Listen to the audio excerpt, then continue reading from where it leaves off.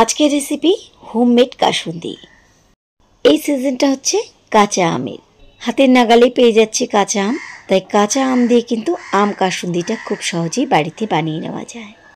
এই কাসুন্দি ঘরে থাকলে আমরা কিন্তু কাটলেট, চপ, আম মাখা বা অনেক রান্নাতে কিন্তু এই কাসুন্দিটা ব্যবহার করতে পারি। স্বাস্থ্যকর উপায়ে নিজের হাতে তৈরি করা এই কাসুন্দি কিন্তু 6 মাস পর্যন্ত সংরক্ষণ করে রাখা যায়। বাইরের ভেজাল কাসুন্দি না এনে খুব সহজেই কিন্তু এখন আম দিয়ে আমরা এই আম কাসুন্দিটা বানিয়ে নিতে পারি। আশা করছি আমার আজকের রেসিপি সবার ভালো লাগবে। আম কাসুন্দি বানানোর জন্য প্রথমে আমি এখানে নিয়ে নিচ্ছি 2 রকমের সর্ষে, কালো সর্ষে আর সাদা সর্ষে। এবার দিয়ে দিচ্ছি এর মধ্যে জল, 3 থেকে 4 বার জল পাল্টে পাল্টে ভালোভাবে সর্ষে ধুয়ে স্ট্রেনারে ভালোভাবে ছেঁকে তুলে নিতে হবে।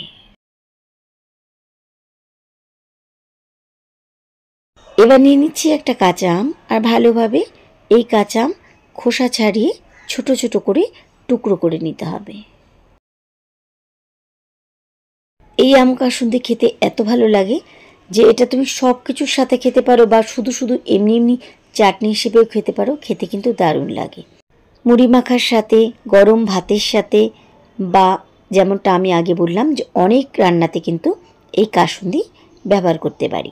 এবার আমটাকে কেটে আমি এখানে ছোট ছোট করে টুকরো করে নিলাম। এবার এখানে মিক্সারের জারের মধ্যে আমি দিয়ে দিচ্ছি কাঁচা আমের টুকরোগুলো।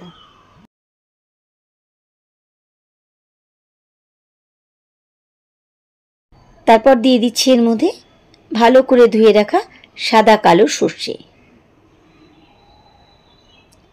এবার দিয়ে দিচ্ছি কাঁচা লঙ্কা 3টে, সাথে দিচ্ছি খুব ভালো কালারের জন্য হলুদ গুঁড়ো, আর দিয়ে দিচ্ছি 1 কাপ জল। এবার খুব ভালোভাবে আমাদেরকে কিন্তু গ্রাইন্ডারে এটাকে ভালো করে পিষে নিতে হবে, যেন কোনো রকমের আমের টুকরো না থাকে। প্রথমে 30 সেকেন্ডের মতন চালিয়ে নিলাম, তারপরে পরে আরেকটুখানি ভালোভাবে ব্লেন্ড করে নিয়েছি। আমি একটু দেখিয়ে দিচ্ছি, দেখো ঠিক মিশ্রণটা কিন্তু আমাদের এরকম লাগবে। সর্ষে বাটার মিশ্রণটাও হয়ে গেলে এবার চলে যাচ্ছি গ্যাস ওভেনে। আমি একটা ফ্রাই প্যান বসিয়েছি আর এর মধ্যে নিয়ে নিচ্ছি 2 কাপ জল। এবার গ্যাস ওভেন ধরিয়ে দিয়ে প্রথমে ভালোভাবে জল কিছুক্ষণ ফুটিয়ে নিচ্ছি। জল একটু ফুটিয়ে নেওয়ার পরে এর মধ্যে এবার ঢেলে দিচ্ছি সর্ষে বাটার মিশ্রণ। এবার মিডিয়াম ফ্লেমে খুব ভালোভাবে জলের সাথে সর্ষে বাটা মিশিয়ে জাল দিতে হবে। যে পরিমাণে আমি এখানে জল দিয়েছি ঠিক এই পরিমাণে জল দিলে কিন্তু খুব তাড়াতাড়ি কাসুন্দি তৈরি হয়ে যাবে, আর এই কাসুন্দিটা তাড়াতাড়ি ঘন হয়ে যাবে। এবার যখন এখানে ঘন হয়ে গেছে, এবার এর মধ্যে দিয়ে দিচ্ছি আমি 1/4 কাপ চিনি। এবার চিনির সাথে কিছুক্ষণ মিশিয়ে নিচ্ছি। চিনির সাথে একটু মিশিয়ে নেওয়ার পরে এবার আমি এর মধ্যে দিয়ে দিচ্ছি 1 চামচ নুন। নুনের সাথেও মিশিয়ে নিচ্ছি। এবার দিয়ে দিচ্ছি এর মধ্যে 1/3 কাপ সর্ষের তেল।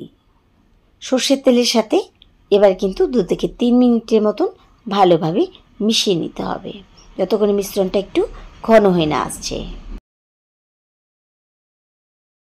মিশ্রণ একটু ঘন হয়ে আসলে এবার দিয়ে দিচ্ছি সিরকা বা সাদা ভিনেগার 1/2 কাপ। এটাই কিন্তু 6 মাস পর্যন্ত এই কাসুন্দিকে ভালো রাখবে। অবশ্যই কিন্তু নর্মাল ফ্রিজে এটাকে রেখে দিতে হবে, তাহলে 6 মাস কেন, এটা বছরখানেক পর্যন্ত খুব ভালো থাকবে। এবার কিন্তু ভালোভাবে ভিনেগারের সাথে মিশিয়ে আমি ঘন করে নিয়েছি। এবার আমি গ্যাস ওভেন বন্ধ করে দিচ্ছি, আর কিছুক্ষণ এই কাসুন্দি এই প্যানের মধ্যে একটু ঠান্ডা হতে দিচ্ছি। ঠান্ডা হয়ে গেলে এটাকে একটা কাচের জারের মধ্যে ভরে নিচ্ছি। এই কাচের জারের মধ্যে কাসুন্দি রাখলে এটা দেখতে যেমন ভালো লাগে, থাকে কিন্তু অনেক দিন পর্যন্ত। তৈরি হয়ে গেল আমাদের একদম নির্ভেজাল স্বাস্থ্যকর উপায় তৈরি আম কাসুন্দি। আশা করি আমার আজকের আম কাসুন্দি রেসিপি তোমাদের সবার ভালো লেগেছে। এই কাসুন্দি ঘরে থাকলে রান্না ছাড়া আম মাখা, পেয়ারা মাখা, ফিশ ফ্রাই বা অনেক রকম রান্নাতে এই কাসুন্দিটা খুব সহজে ব্যবহার করতে পারো। এই ছিল আমার আজকের খুব সহজ একটা রেসিপি। আশা করি তোমাদের সবার ভালো লেগেছে। সবাইকে ধন্যবাদ জানিয়ে আজকে এখানেই বিদায় নিচ্ছি। দেখা হবে আবার অন্য কোনো রেসিপির সাথে অন্য কোনো দিন।